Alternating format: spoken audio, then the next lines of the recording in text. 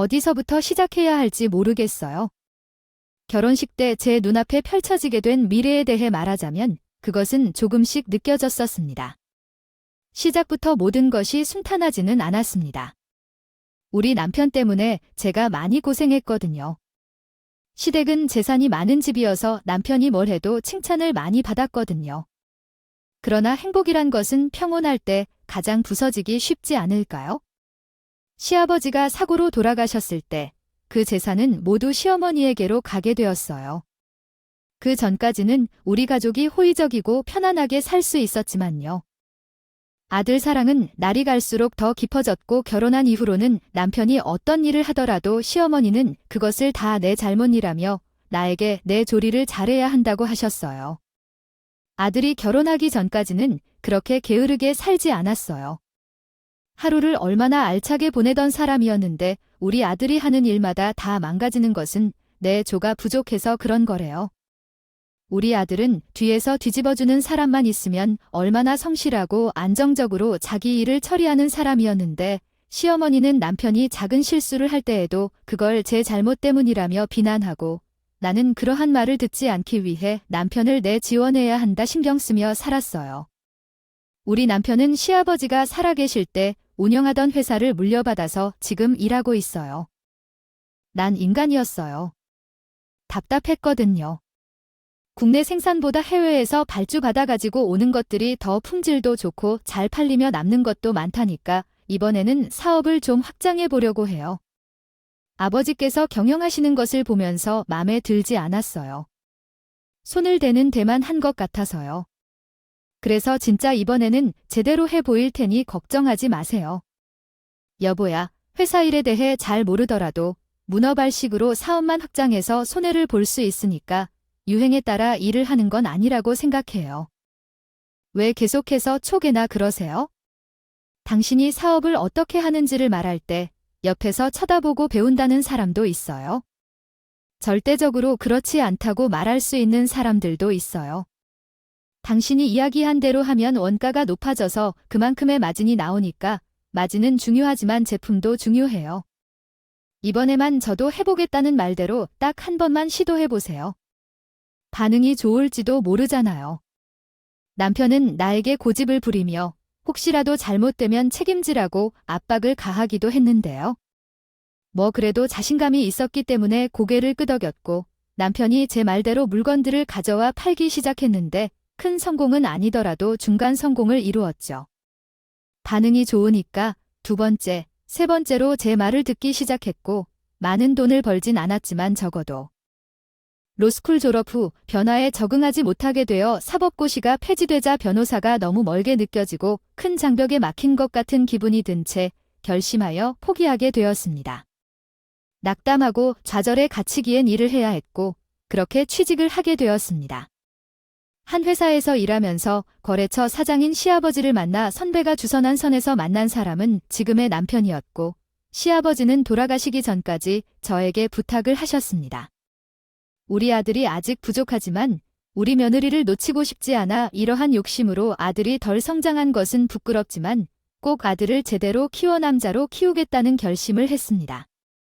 남편은 결혼 후에도 제가 기대했던 대로 나를 주인으로 여기지 않고 다른 사람들에 대해서만 친절하게 대하고는 했습니다. 오히려 제게는 비판을 하고 밀어내며 다른 여성들에게는 매너 있게 행동했기에 마음이 아픈 일이었습니다. 언제나 남편이 외도를 할까 봐 불안해하며 내 인생을 너무 가볍게 여겨 망가뜨렸던 것 같아 제 마음을 터뜨리지 않을 수가 없었습니다. 제가 말을 걸지도 못한 채로 가정은 부유하지만 사법고시를 그만두고 싶어 한다고 말했을 때는 로스쿨에 들어가라고 권유하시는 부모님의 모습이 떠올랐습니다. 결혼을 해도 아쉬워하는 부모님의 마음을 느꼈을 때 마음이 너무나 아팠습니다. 우리 아들이 겉도는 것 같다고 할 때 아비가 사고로 갑자기 떠났다고 해도 갑자기 저런 식으로 게을러지고 아무것도 하기 싫다고 말하는 게 이상하잖아. 네가 똑바로 붙잡아주지 않았기 때문에 우리 아들이 그런 거 아닐까? 정말 속이 안 좋아서요. 나는 남편과 대화를 시도하려 했지만 남편은 날 피하려고만 하고 대화하려고는 않았어서 내가 집에서 가만히 있는 게 좁아졌어. 남편이 결혼한 건 돈줄을 틀어주고 있는 시아버지에게 잘 보이고 싶은 마음 때문이라고 생각까지 하게 됐어. 시아버지가 돌아가자마자 날 완전 무시할 존재일 수는 없었잖아. 달이 생활비를 줄 수 없다고 생각해. 사장이 되어 직원들의 월급이 미뤄지는 모습은 보기 싫어. 직원들을 위해 나도 월급을 포기해야 하겠지? 여보, 지난번에 제가 한 프로젝트가 성공해서 좋았고, 회사에서 문제가 생기면 저에게 물어보는 게 많아서 손이 바쁜 일들이 몇 가지인데 갑자기 회사에서 경영위기로 월급을 못 주겠다는 말이 이상해. 생활비를 주지 않으면 공과금이랑 식비가 어떻게 처리될지, 당신이 어떻게 회사를 운영하는지 잘 알아. 생활비를 주지 않는 건 말이 안 되지. 다른 돈을 따로 가지고 있다고 의심하는 거야? 뭐야? 회사 경영이 잘 돼야만 한다고 생각해? 물론 당신의 도움으로 성공한 프로젝트가 있었지만 돈을 벌지 못하는 일들이었어. 부탁을 드려서 증거가 없는데도 그러셔서 기분이 좀 그렇습니다. 다음부터는 제 사생활을 뒤지지 말고 생활비 부족하면 직접 돈을 벌어서 쓰는 방법도 있습니다. 하지만 이것도 서로 손발이 맞아야 하는 법이지요. 남편은 생활비가 부족하면 돈을 벌어와야 한다고 했지만 시어머니는 여자가 집을 지켜야 하는 법이라고 말씀하셨습니다. 여러분들이 집에서의 역할을 배워야 한다고 말씀하시니 저한테 남편 섬기는 법을 배워야 한다고 하셨습니다. 어찌되었든 여자는 집안일을 하는 것이 맞다고 생각합니다. 본격적으로 시작하겠습니다. 폐농양이라는 증상은 세균 감염으로 인해 발생하는 합병증입니다. 폐농양은 조기에 치료한다면 크게 문제가 없을 것 같지만 이미 시간이 많이 지난 상황입니다. 배에 구멍이 생겨서 그 구멍이 주머니 모양으로 고름이 모인 병이거나 조개라고 합니다. 약물로 치료가 가능하다면도 농양이 이미 파열돼 호흡곤란으로 응급실에 온 환자라면 상황은 위험합니다. 폐농양이라는 병명을 처음 듣자 어질어질했는데 위험하다는 말에 덜컥 두려움이 들었습니다. 병원에서 신속히 치료를 시작했지만 이미 파열된 부위가 좋지 않았고 폐가 단단한 조직으로 변질되고 있다고 합니다. 이러한 상황에서는 폐 섬유종으로 변할 수도 있으니 심각한 상황입니다. 시어머니가 갑자기 돌아가셔서 아들도 신뢰가 안 가는 상황인데 병중인데다가 아들이 그런 행동까지 해서 우리 어머니가 영 불쌍해 보여서 그때부터 측근의 의심이 생겨서 시어머니의 치료비를 마련하기 시작했어요. 처음에는 간본인을 고용했지만 대부분의 간병인은 해외에서 온 사람들이 많아서 시어머니가 영어 소통을 하는데 어려움을 겪어서 마음에 안 들었다고 핀잔을 많이 주었어요. 제가 영어를 잘 못하는데 번역을 도와달라고 하니 이해하지 못하는 척하며 다른 일을 하더라고요. 얼마나 답답했는지 불러서 도와달라고 해도 집안일이 바빠서 어려울 거 안다는데 내가 너무 답답해서 그 사람 말고 조금 더 한국어를 잘하는 사람으로 바꿔달라는 생각이 들었어요. 어머님과 함께 말을 나누는 것도 좋을 것 같진 않나요? 매일 같은 TV 프로그램을 보다 보면 재미가 없어요. 대신 산책을 한다거나 옆방에 계신 아주머니와 수다를 떨며 시간을 보내면 금방 지나갈 것 같아요. 하지만 이 아이는 환자들끼리 친해져야 한다던데 그렇게 하면 죽은 사람들끼리 저승길 동행을 하며 무슨 일을 할 것 같아요. 이런 생각이 든 건 아마 이상한 듯해요. 처음에는 다른 사람들과 교류하지 않겠다고 했던 분이 시간이 지날수록 태도가 완전히 바뀌었어요. 더 이상 시어머니에게 까다로운 것으로 알려진 게요. 그래서 다시 전화를 했는데 이번에도 그 상간녀가 받았어요. 뭐야? 너희들 왜 양육비를 안 넣어줘? 제가 날짜에 돈을 주기로 했고 내가 소송을 걸겠다고 했잖아. 돈이 왜 끊겨? 이러면 나도 생각이 있어? 무슨 생각이야? 그럼 나도 생각이 있지? 내가 당신한테 매달 돈을 주는 거 힘들거든. 그냥 소율이 나죠. 내가 친엄마처럼 잘 키울 거야. 너는 돌아갔니? 내 자식을 왜 너한테 줘? 내가 미쳤다고? 내 새끼를 더러운 너희한테 줘? 어딜 넘보니? 넌 뭔데 우리 애를 키워? 아, 소식은 아직 못 들었나 봐. 우리 다음 달에 결혼해. 그럼 명분이 될까? 친아빠의 새엄마이 정도면 홀어머니보다 훌륭하지. 안 그래? 청첩장은 집으로 보냈으니까 확인해보고. 애들이랑 올 거니? 새엄마 결혼식에 의무다리 와야지. 앞으로 같이 살 건데? 안 그래? 그 전화를 끊고 나서 전 남편은 한 번도 갖지 않았던 면접 교수권 들먹이며 애를 보여달라고 저를 겁박했습니다. 지금 미국에 있는 줄로 알고 있는 아빠가 갑자기 나타나서 새 엄마와 함께 살자고 하자 불편할 만한 일로 보이기 때문입니다. 그러나 제가 거절하자 어떤 조치를 취했다는 걸 아시겠습니까? 우리 아이를 학원 앞에서 기다리게 하고 상가에서 녀랑 2명과 함께 멀리 가지 못하게 되어 학원 근처 커피숍에서 이야기를 나누고 있었습니다. 애가 집에 안 들어올 때 전화를 해봤지만 통하지 않았고 위치를 추적해서 딸이 있는 곳으로 가보니 봐도 못 보는 3명이 함께 있는 장면을 목격했습니다. 지금 당신들은 무슨 짓을 하는 거죠? 우리 아이를 몰래 데려가서 세뇌시키려 했었나? 이건 범죄인 줄 알아요? 에이, 어떤 범죄인 줄 아세요? 단지 우리 송유리랑의 대화를 나누고 있었습니다. 소유라, 잘 생각해봐. 아빠랑 살면 소유리가 갖고 싶은 거 다 가질 수 있어? 그러니까 잘 생각해야 해, 알았지? 아빠가 이따가 전화할게. 딸이 봐도 아빠가 이상하고 무서운 것 같아서 제 뒤로 숨었고 노려보는 제 눈을 피하며 황급히 도망갔습니다. 엄마랑 새 아빠랑 결혼한대. 그럼 나 아빠랑 살아야 해. 엄마는 남편이 없으니까 혼자서 나 키울 수는 없어. 무슨 소리야? 엄마가 소유리를 너 하나는 무슨 수를 써서라도 대학까지 다 보내고 시집도 제대로 보낼 거야. 엄마는 소유리를 키우는데 문제가 없으니까. 아빠한테 가기 싫으면 안 가도 돼, 알았지? 아, 도대체 애한테 뭐라고 말을 한 건지? 그때 눈 돌아갔어. 이 연놈들 아주 크게 혼내줄 방법이 뭐가 있을까 생각하다가 안 가려던 결혼식을 찾아가는 게 좋을 것 같아. 갔다는 생각을 하게 되었어요. 제가 좀 소심한 성격이기도 해서 결혼식에 가서 깽판 칠 줄 몰랐나 봐요. 하지만 내 아이를 빼앗으려는 놈들을 보면서 나도 뭔가 분노가 솟았었죠. 지금 이 소심하고 소극적인 모습이 어떤 의미가 있나요?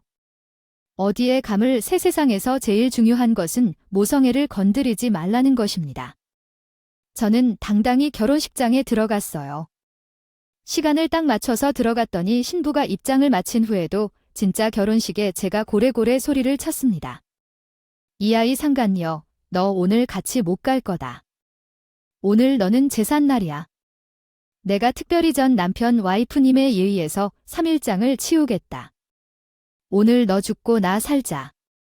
일로 와. 너 결혼식장에 제가 상복을 입고 갔거든. 이요 정말. 그날 그 연놈들의 초상을 치르고 싶었습니다.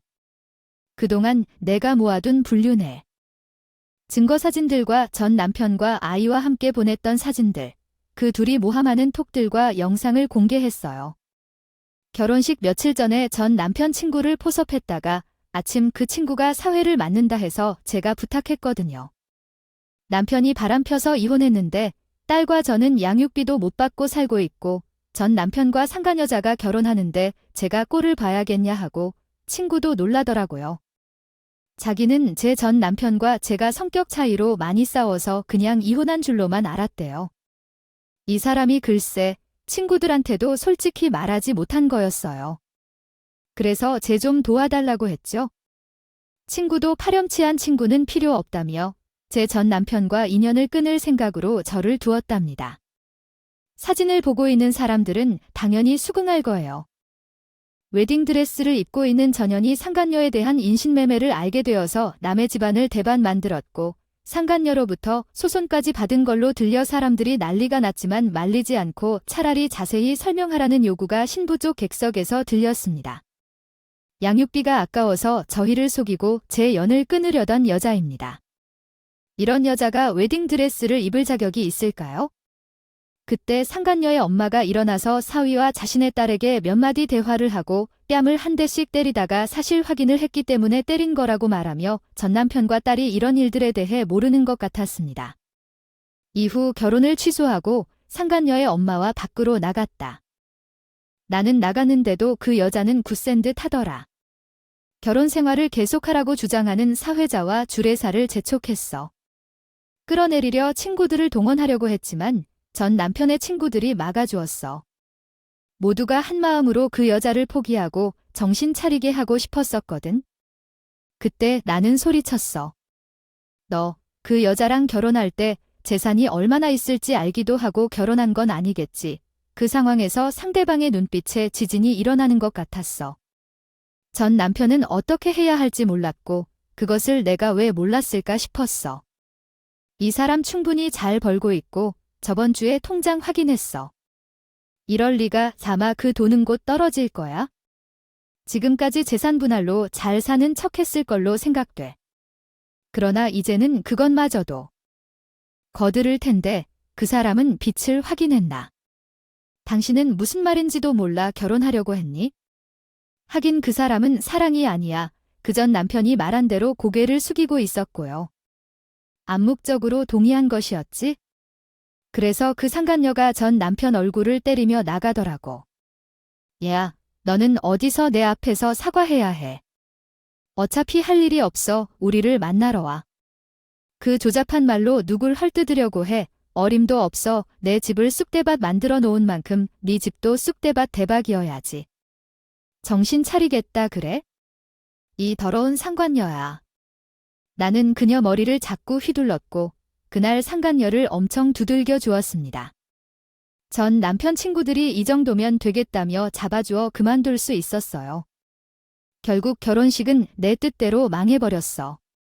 그런데 그 상간녀는 그날 그렇게 맞았는데 신고를 안 하려나 봐. 왜 고소당할 것을 감수하면서 대비해야 했는데 그러다 이렇게 됐어. 며칠 후 모르는 번호에서 전화가 왔어요.